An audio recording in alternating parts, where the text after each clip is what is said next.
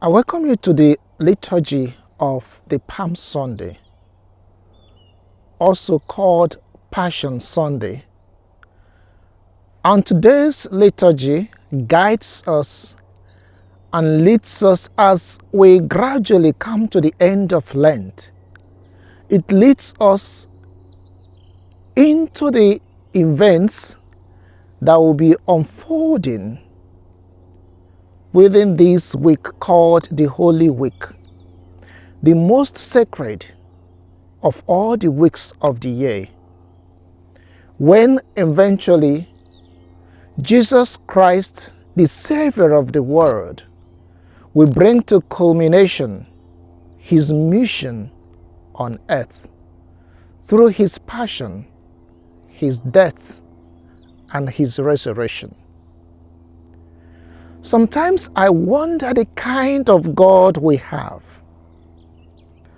God who goes in search of humanity, who has wounded him so grievously through their disobedience. Yet God shows the depth of his love, sends his Son to die for the sinful humanity. St. Anselm, in his book, Why God Became Man, makes us to understand the enormity of God's love. That man has offended God grievously, and man is unable to pay this price, the price of his disobedience, the price of his sin, the price of this conflict between humanity and God.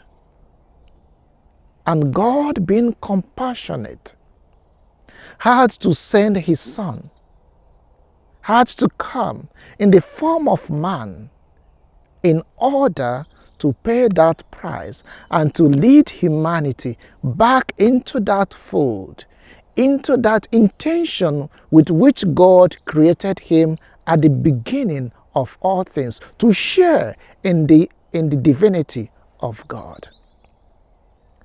The first reading from the prophet Isaiah already makes us understand the docility of this Messiah, the suffering servant, who is unjustly condemned, yet without opening his mouth, he accepted all the insults. He accepted all the inhuman treatment that was given to him by the same man, the same humanity, the same mankind that he has come to save. St. Paul, writing to the Philippians, in the second reading, brings this back to us. In that self-emptying of Jesus Christ, he's given himself, one whose nature was divine, yet he accepted to be born as man. And in that we see the descent of the Son of God. God accepting the human nature in order to redeem humanity. Psalm 8 tells us, what is man that you care for him? Mortal man that you made him little less than the gods. That you should offer your Son, offer to die, offer to suffer, in order to incorporate him into your own life. But also in this descent, in this self-emptying of God, of the second person of the Trinity, of Jesus Christ, of the Messiah, we see another exaltation.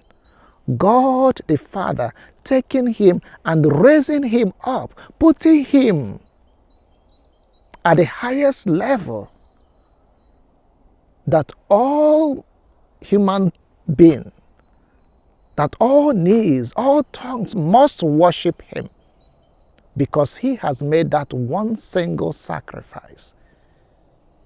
In the passion narrative presented to us today, we also see the suffering of the Son of God.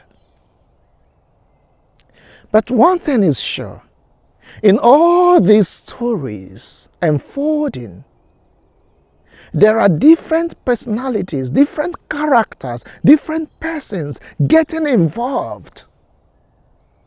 We should ask ourselves, as we journey with Jesus through this Holy Week, what role do we play? What characters resonate with us? Do we associate with those who killed him, who mocked him, who spat at him, who hit him? Or do we associate with those who consoled him? Or the one that recognized his mistake, his sinfulness, and then asked for mercy? One thing is sure. If we really put ourselves in the mood of this event, of this Holy Week, then we'll be able to recognize and identify our own roles and be able to follow Jesus, to journey with him on this road to Calvary. And then it will bring atonement for our own sins, for our own mistakes, for our own sinfulness, and then empower us and then transform us to become faithful to the invitation of God to share in the life of the divine. We are the beneficiaries of these events. We should be grateful to God, but it does not end at the level of gratefulness, the level of gratitude. No, it goes beyond that. It puts us into that event, that mystery that we celebrate. We become part of the mystery. And then we sincerely make effort not to do those things that keep us separated from God. Those things that keep us separated from Jesus Christ. Those things that keep us separated from one another. Jesus' death, his passion, his death and resurrection brings reconciliation, brings union with God, brings reconciliation, brings us to live in good relationship with others, with God and with ourselves. It would help us to understand the purpose for which God created us, and then to make conscious effort to be faithful to that. And I pray that as we embark on this journey of Holy Week, we may attune ourselves and be present to the mysteries that unfold, so that those mysteries will impact on our lives, and that we may be transformed and become what we celebrate, become one with Jesus Christ, making sacrifices as well for God himself and for others. Because this is what we are invited to be.